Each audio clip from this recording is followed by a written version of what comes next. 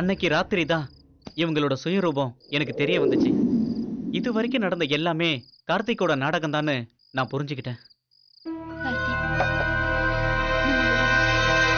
கடைசி வரைக்கும் மறைமுகமா தான் நடக்கணுமா? இல்ல மாயா, இப்பதானே ஈஸ்வரன்ற பேங்க் ஓபன் பண்ணிருக்கோம். இன்னும் கொஞ்ச நாள் போதும் மாயா. நமக்கு தேவையான பணம் கிடைச்சதுக்கு அப்புறம் நம்மளும் எல்லாரும் மாதிரி ஊர் உலகத்துக்கு தெரியற மாதிரி வாழலாம் மாயா. மாயா, என்ன மாயா பண்ணிக்கிட்டு இருக்க? ஈஸ்வர், அது வந்து அம்மா பத்தி பேசிட்டு இருந்தோம். மடியில படுத்துக்கிட்டு தான் பேசிக்கிட்டு இருக்கணுமா? தப்பா நினைக்காத ஈஸ்வர்.